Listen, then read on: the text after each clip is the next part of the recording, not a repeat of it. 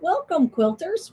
Our live event going on today. We are going to be working on what I'm calling the modern mini. We're going to be using those mini charms that you find in quilt shops.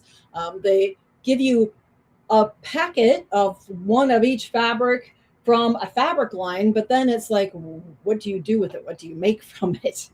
I'm Colleen Tauke, and I'm your instructor for this live event. Remember that we have the chat portion that you can jump in and let us know where you're watching from. If you've maybe today it's have you worked with mini charms before? Those 2.5 inch pre-cut little squares that are just so enticing. Yes, I've picked up others along the way. Sharon says, "Good morning, everyone from we're from sunny Delaware. We are glad that you're joining in." Susan says, "Hello from Florida. It's chilly in the it's 58 for a high. Well, I think this morning it was 7 degrees here, so you beat me by quite a bit here in the Midwest. So jump in and tell us where you're viewing from. Maybe you are from the United States, maybe Canada, maybe a quilter from anywhere across the planet. That's the wonder of our communities, our quilt communities, is that we can all join together, enjoy the craft, um, get some inspiration, because that's sometimes the thing. We might have plenty of fabric, but what do we do with it? Being creative sometimes just gives needs a little jump off point for us. So we are glad that you're watching. Bridget from Belgium is here. We are glad that you're watching. These little pre-cuts come bundled in these nice little neat packages. Usually they're pinked. Sometimes you may find some stores may even make their own pre-cuts, but you get a really great variety because you get one of every fabric from the fabric line, which usually means you have about 40 to 42 little squares. And then it's like, what am I going to do with all those yummy fabrics? And I even have a bundle that was all solids. And I've used these in the past. So if it looks a little familiar, I altered the pattern a little. This is the one we're going to work on today, but I wanted to show you the mini charmer originally was done kind of as a spring quilt. So I had all these pastel fabrics and those little squares. So I paired it up with white and a border fabric and that wonderful stripe.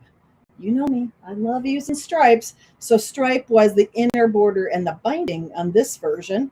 And then later, okay, those mini charms are so enticing. When you see them, you have to take a package home.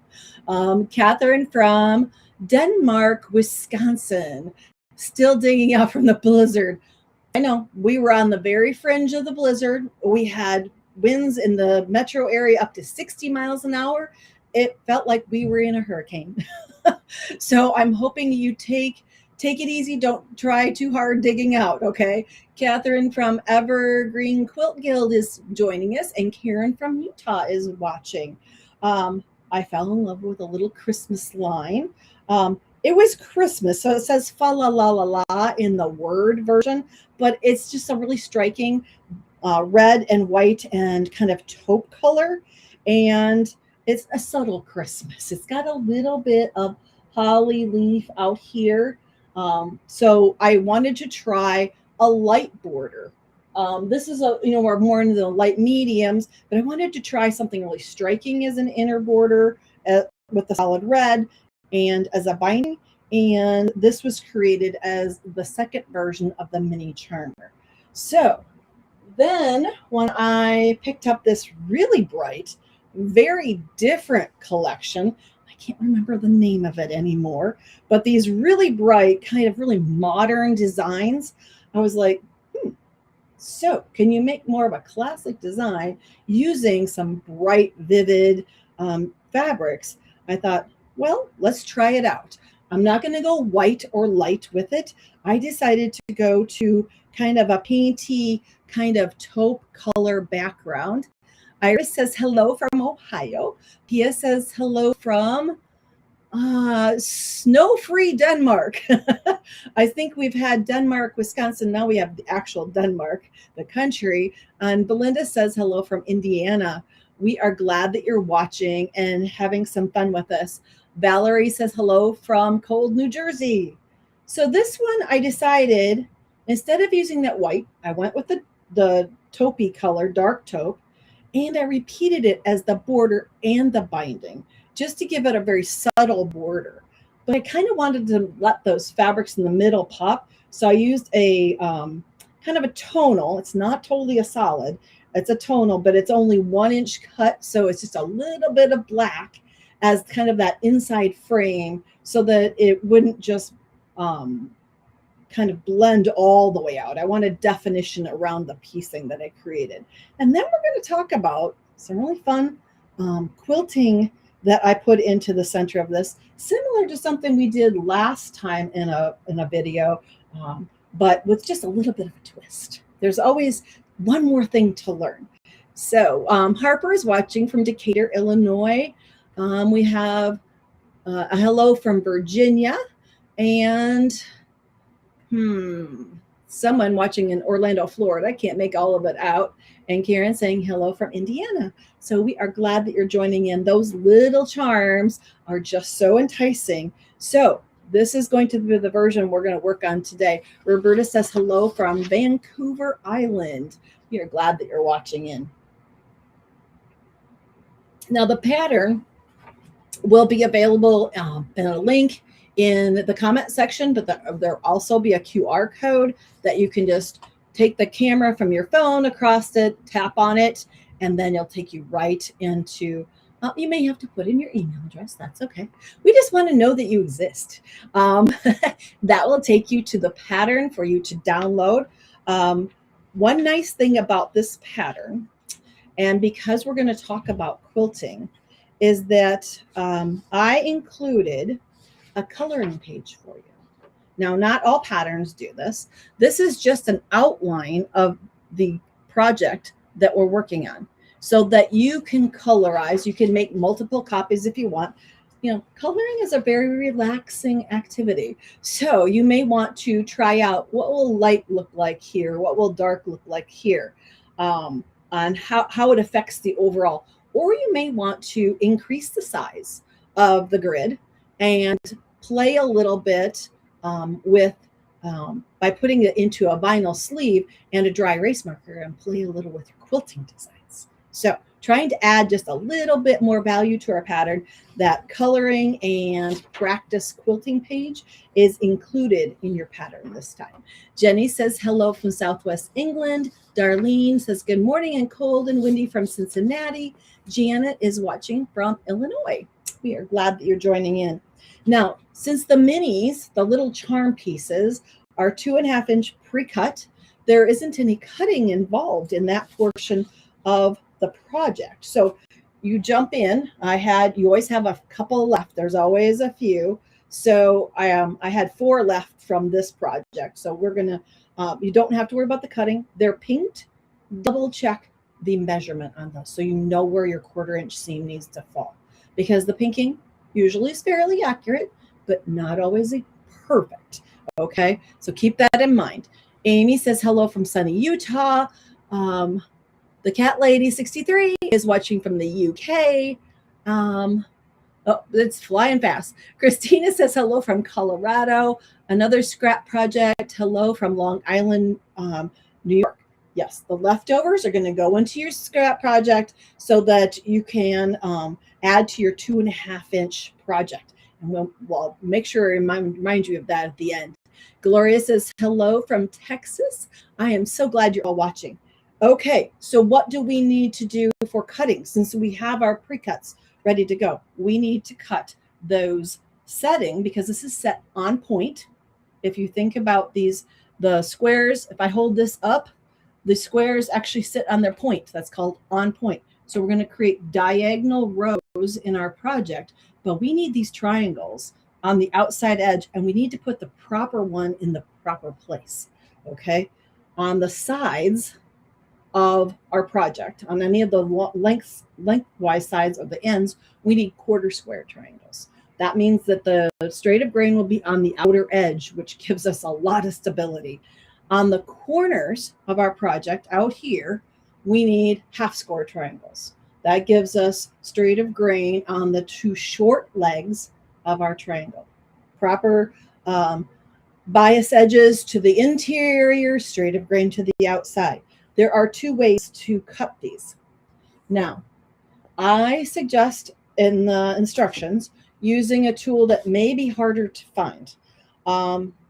It previously was made by Fons and Porter and Omnigrid in a joint project making tools.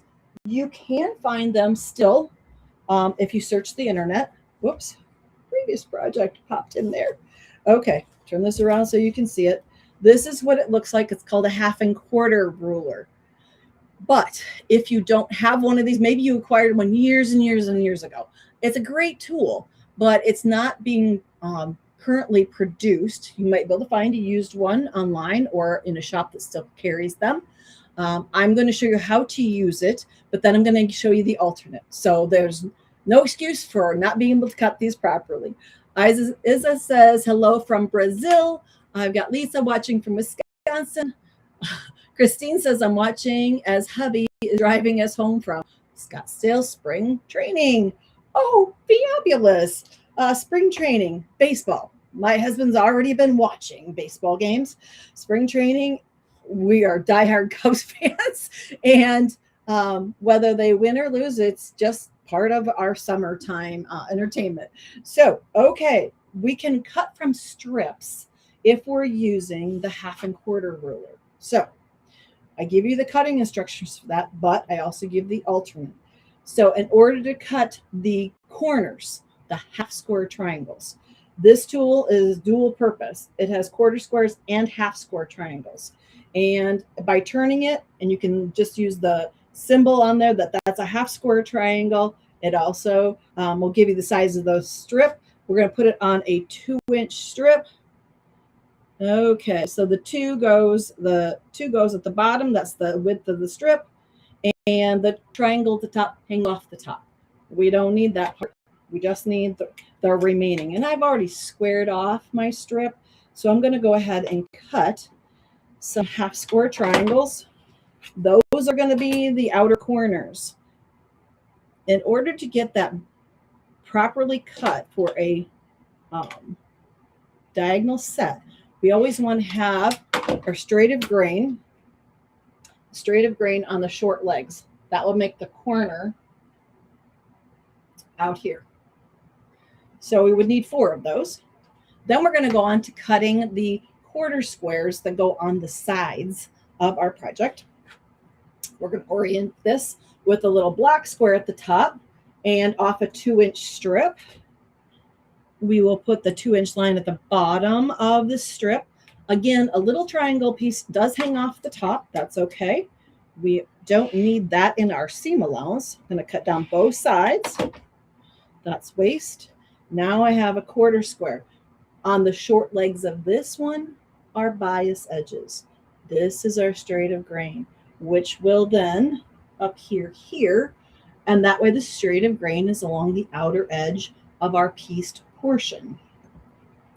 You can just alternate right side, up side, right side, up side, down the strip in order to cut the 1/4 square units needed. Now, tools are great, but not everyone has access or the budget to purchase tools, and I understand that. So in the alternate method, I have it hiding underneath, we're going to be using squares of fabric. And it says in your instructions, if you don't have the tool, this is what to do. You cut 2 3/8 inch squares for your outer corners. We're going to cut half square triangles. A half square triangle means you just cut the square in half. And those are the pieces that you need. There are our outside corners. In order to cut 1/4 square triangles, you take a 4 1/4 inch square. You cut it diagonally in both directions.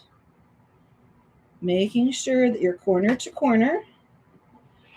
Now, one thing that does help is having a ruler that has a frosted or a tacky backside when you're trying to cut diagonally across something, because otherwise the fabric wants to walk away and then your cut line isn't quite straight. So it's nice to have a tacky or a textured surface on the backside of your ruler as you cut diagonally across. Hello, Judy. She is watching from the UK. Let's see. Helena is watching from snowy southwest Ohio. I think there's a lot of the country that got caught into the blizzard. Jennifer says hello from western Pennsylvania. Okay, when you diagonally cut a square, you now get 4 quarter square triangles. These, and handle them gently, because now your bias edge is here again on the short legs. It's going to go towards the interior of your project. If you're afraid that you're going to distort them, remember your best friend, spray starch or a spray sizing before you cut your squares, okay? Don't try and do it after, because then as it absorbs the starch or the sizing, it tends to warp a little bit and kind of distort. So do it before you cut your squares, then cut. And that will give you a little bit more stability. But if you handle them gently, don't tug on them, you should be good. Those are your quarter squares that are going on the outer edges. Okay, we are going to stack them up. The half square triangles are smaller, so those into a stack and the quarter squares in another stack. And then we're going to talk about layout. Okay, so I'm going to grab a stack of pre-cuts here, and we're going to lay out the arrangement that we need.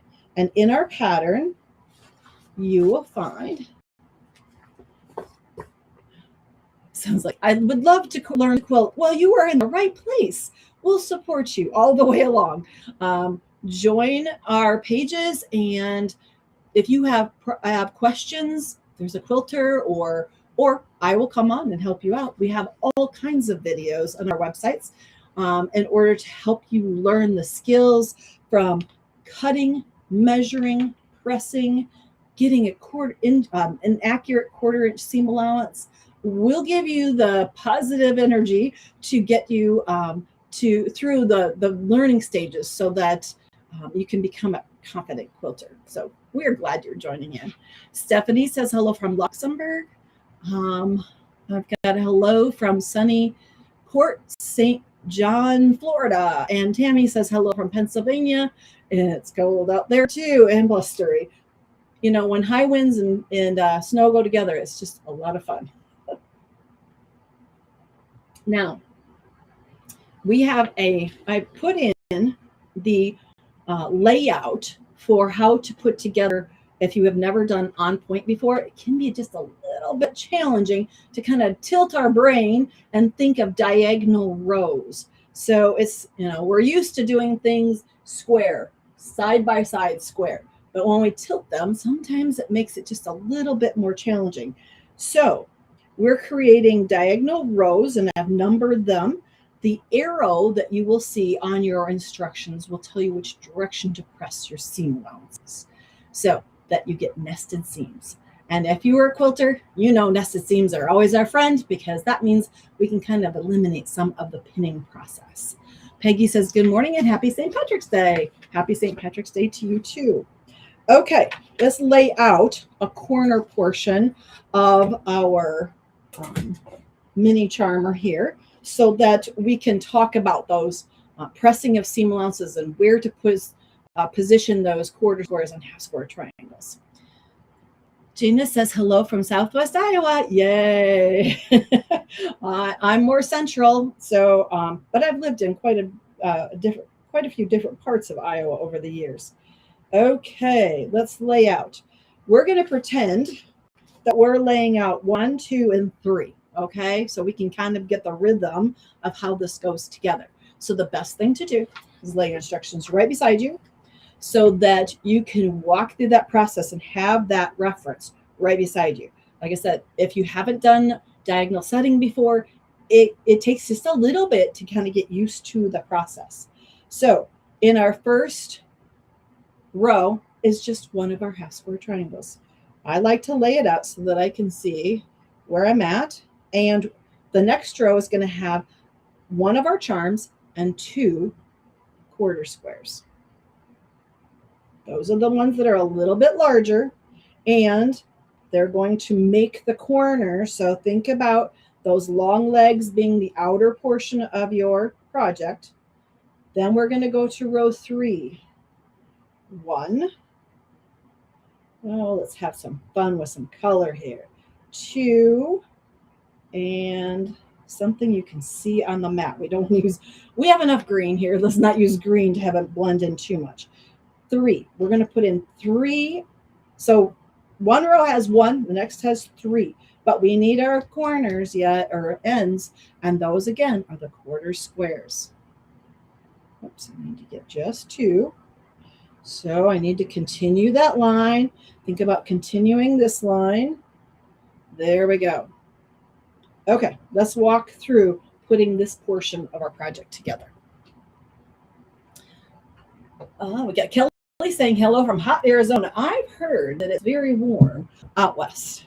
I had a friend who told me, oh, it's only 85 at the beach in California. Must be nice. Okay, the first thing we're going to do is I'm going to leave my quarter square triangle, or my half square triangle.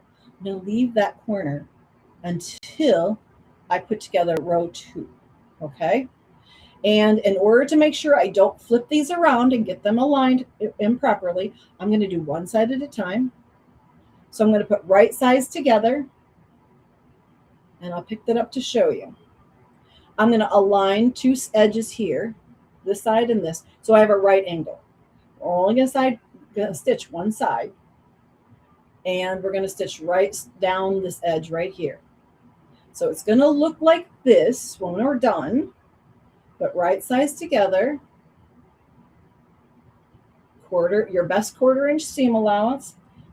Now I'm turning it around because I want to stitch with those corners joined together so that I know I have it aligned properly. They're overcut. The triangles are overcut just a little bit, so it's okay. We want to have just a little bit of insurance policy along the outer edge so that we can connect with a straight line later and we can trim, but we know that our setting triangles, the quarters and the half squares, are large enough. Yes, you can cut them exact, but I've always had better luck if I made them just a little bit larger. Okay, so I've got that seamed. Now, the next thing to do is open this up and visually get it back in the right place. And then I'm going to reference which direction to press my seam allowance. And it tells me to push it downward this way. So I'm going to finger press it first. And my iron is hot and ready to go. Now, this is the spot where you don't want to pull or tug too much, because remember, you still have a biased edge there, and it's exposed and not stitched to anything yet. So I'm giving it just a quick press. Put it back in place. I reference next to me. How do I know that it gets confused? Because I've done it before. And I'm trying to save you from getting confused also.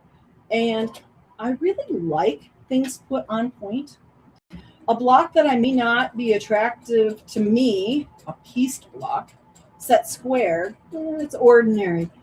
But try putting it on point once. There's something about that different angle that sometimes is very attractive in the design. Okay, laying it back in place. Here's what I've done. I've aligned my triangle. It's going to open like this. And I'm going to lay it back in place so I can reference my pressing. So I'm pressing all of my seam allowances downward.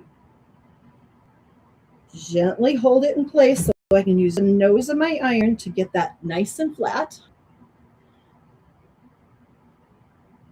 I really like the green pieces on your left. Yes, those are projects that we have patterns for through our websites. So Emerald Eyes is this one, and this one is Shamrock Shenanigans. So those patterns are free and available on our website. Okay, now that I have kind of the corner created, I can go back and put my half square triangle in place. So this little guy is going to go here.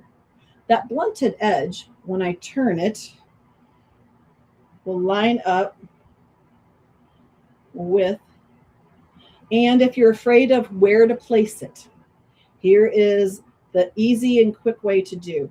Fold this in half, find the center of your little square and put a press point there. So I have a little press notch there. I can take my half square triangle, fold it in half, pinch along that diagonal so that I get a little pinch spot there, and then line them up. Yes, you can measure them, but a quick pinch works really fast and you don't need any tools to do that. Okay, now 1/4 inch seam here. There we go. So that I have it stitched in place, and then open that up. And you can press the seam allowance toward the outer edge instead of trying to press these seams back on themselves. Nothing's going to match up against this. This is the corner, so it can just simply have the seam allowance going toward the outer edge here. Now I have my corner created, nice and neat.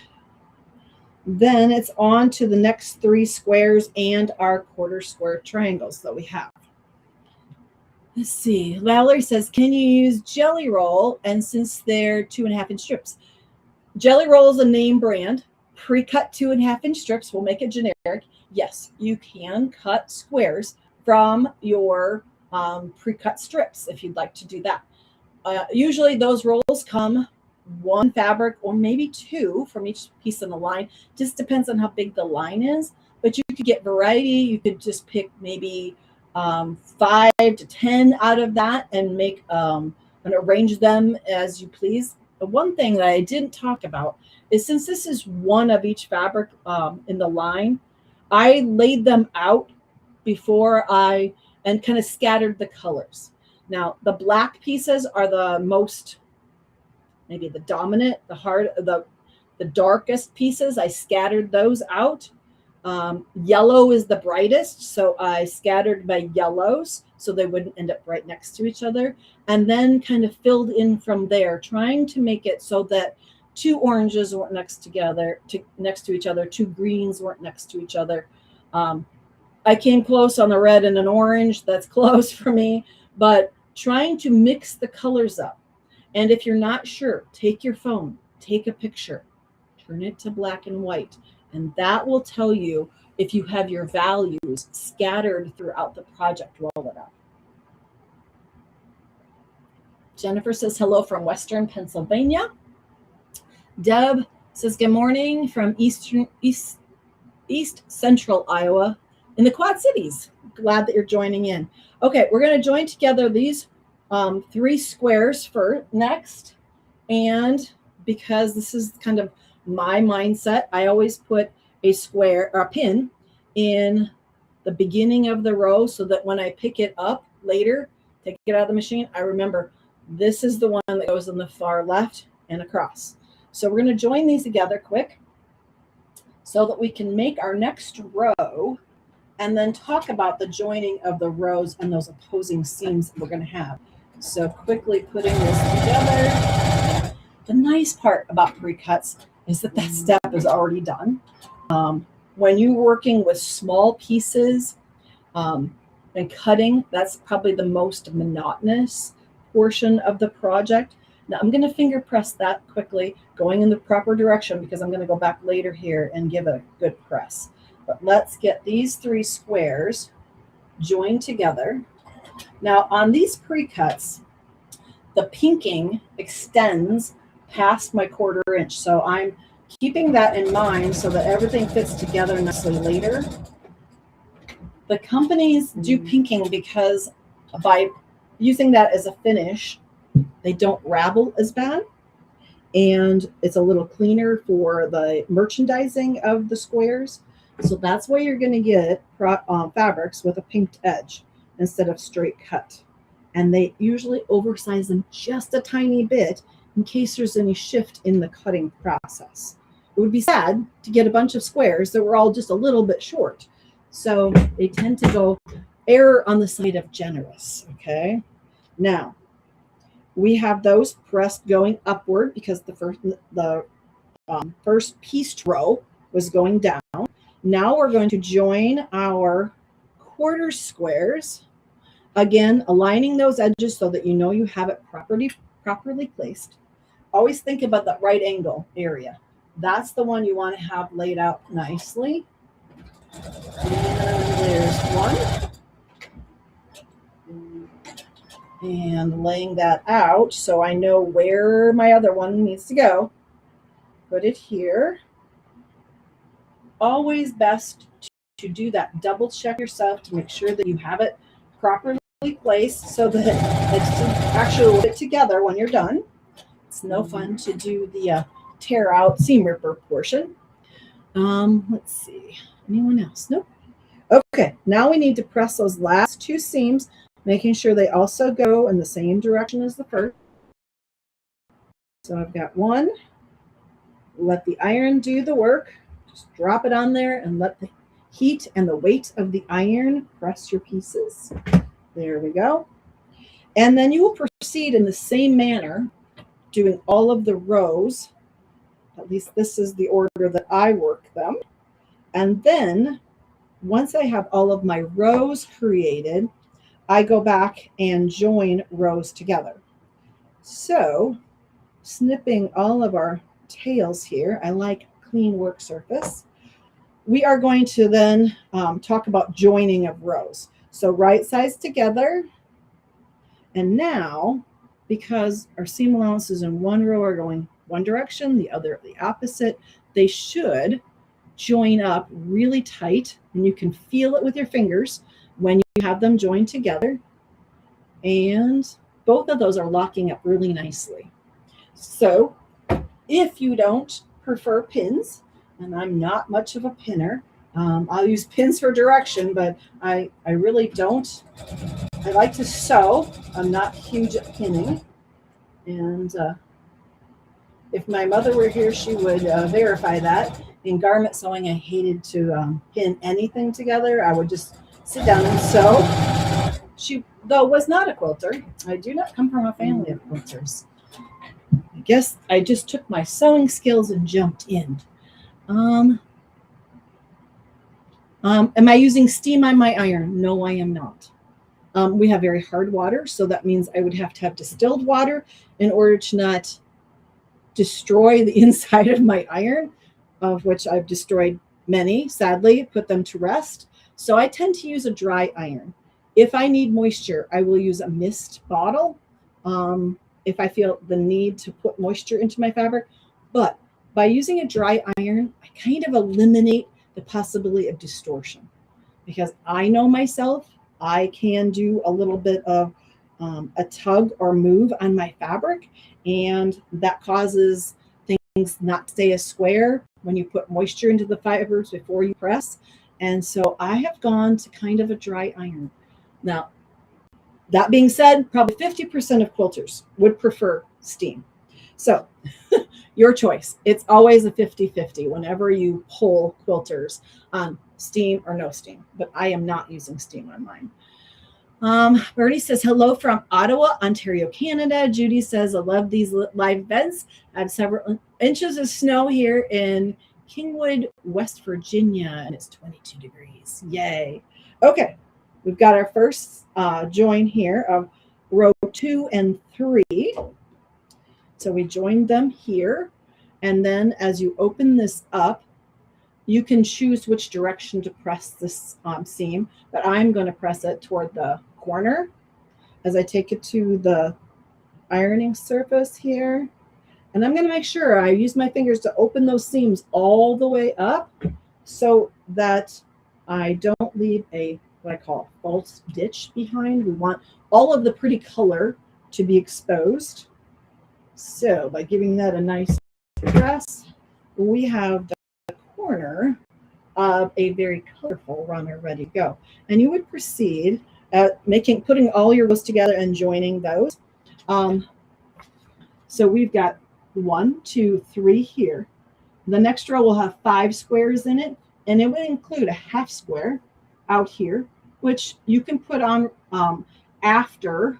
I would put it on after you've joined 4 and 5 together, or 3, 4, and 5 together. That will give you that easy access to put the little corner on. Corners always kind of go towards the last once you have things joined together. But for the layout, you can follow in the instructions there. Now remember, I said that our outside triangles were oversized just a bit. So you will notice that the distance from the point of the square to the outer edge is more than 1/4 inch. It's just a little bit extra. That allows you to go in once you have the entire patchwork portion done, and you can lay a ruler on there so that you will trim and leave behind 1/4 inch. Now, if I had the entire runner to go put together, I would join many of those dots, trying to make sure that I'm creating a nice straight line. But from the 1/4 inch mark on my ruler to the outer edge, I'm going to be trimming just a tiny bit off the outer edge, which makes this nice. So taking off just a tiny bit, then you're going to do the same thing from the other direction.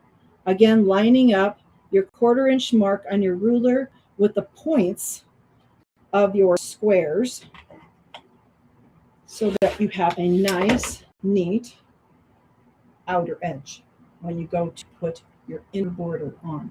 So don't forget the trim portion.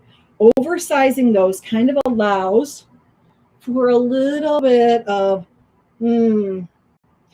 backup. I call it insurance, because by having that little bit, it helps you be able to create a nice, clean outer edge, keeping things perfectly straight. When you're working with triangles and bias edges, is almost next to impossible. So insurance policy lets you create that. But remember to leave your 1/4 inch seam allowance behind. Don't trim up to the points, okay? Once you have the center portion of your project created, then it's add the inner borders. I usually always was taught longest sides first. So in the instructions, longest sides first, then the short ends. Same thing with outer border, longest sides first, then the ends. The binding matches the border because I didn't want to distract from the inner portion of this project. And I want to show you just a little bit, or talk a little bit about the quilting on this, because it was kind of a choice to have a little fun. Now, I'm going to flip this open and give us a grid work. Oh, if the pen works. Got to find a pen that works. Okay, here we go. There's 1 square here, quarters or half square, 1/4 square. This is the fun of trying to draw quick on camera. But I wanted to do a little fun with, have a little fun with the quilting portion, but I also wanted to be able to quilt this kind of in a continuous line. I don't know why. It's always been something that's been a challenge to me to see if I can figure out how do I quilt without having to break thread a million times. So self-challenge. Here we go. Catherine says, have you ever used the fusible interfacing with the printed grid to lay out pieces? Yes, I have. And I actually have a tutorial project on our website using that. I've used it on larger projects. You can use it on smaller ones also. It kind of depends on if it's available in your area too, on using those. But I have used the grid in order to piece different projects before. So it's just another approach. If you haven't used that, maybe search our website and see what it's fusible grid for piecing. Okay, so we have a project that has these diagonal set And on the quilting, I guess I should show you a little bit. Maybe I can get the camera, hold this up to the camera on the yellow one. Maybe here we go. You can see I did use a kind of a taupe colored thread. So I was trying, you can see the swing of the quilting on each of the squares here. And last time we did a tutorial, we did just curves around each of the edges. But this time I wanted to have a little bit more fun with that curve and try to do a little bit more free motion. So this is how I approached it. The free motion, since if you're working in rows, you can go across and back, kind of like a typewriter or a reverse to work your way across. But on something that's on a diagonal, you have to work on a diagonal also in your quilting. And so I did a swoop and in and swoop and out. Oh yeah, my curves are going to be really good today. Swoop in. And then in order to work to the next row, I left my way kind of a back door on how to get back out of the project. So this is how I approached up and over, up and over, up and over. And you can see these are not perfectly, they're not perfect at angle, but I'm doing a dip with a kind of a swirl back to the corner so that I could work my way around the project. And now as I look at it, I went down and I wasn't supposed to. I was supposed to go across, over, up, up. Oh, this is where down, across, up, and over. And this is going to be my ladder back out as I do my quilting. So I'm kind of doing a curl, and a curl, and kind of filling in as I go so that it's a kind of a swoop stitch instead of just a perfect kind of half circle kind of shape, so that I kind of get a movement in my quilting so that you aren't looking at every little tiny stitch, and it has a little bit more fun to it. So you can see that they almost look like petals of flowers kind of floating in the air, so that as you're doing the quilting, you can do crosshatch, you could do straight lines. If you want to get into curves, have fun with some curves.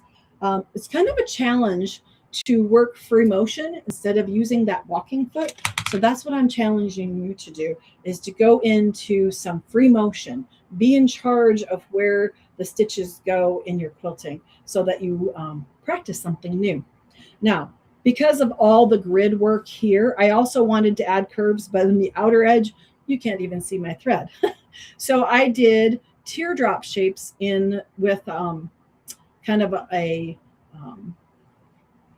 bounce back. So they're teardrops, and then repeat that shape and gave it a little bit more motion and from the outer edge. You have to be actually on top of it in order to see it. I knew that my quilting wasn't going to be perfect, so I chose a thread that almost matches my fabric. So you can see the stitching a little bit on the interior portion, but it's very muted on the outer. So that's one backdoor method that you can do also. Pick a thread that isn't going to scream at you when you're done and have a little fun doing the quilting. The last thing that we want to talk about, I guess, is just remember that there's a practice page for coloring that you can make multiples of and play a little bit with either color placement, maybe practice some machine quilting ideas, so you have an idea of what it's going to look like beforehand. So whether or not you're using more of a modern fabric or a very traditional Christmas fabric or a traditional spring fabric, the mini charmer, the modern mini charmer, might be your next project. Also remember, if you have leftover 2.5-inch squares, we have that ongoing project that I have of scrap blocks. Remember, we talked about earlier in the year creating these scrappy leftovers. Mine are 6x6, 36 patches. So there are 6 across and 6 down. I'm going to throw these last leftover pieces into this, so I will have fabrics for more squares and we'll have fun making a project from our scrappy squares later in the year. Thanks for joining me.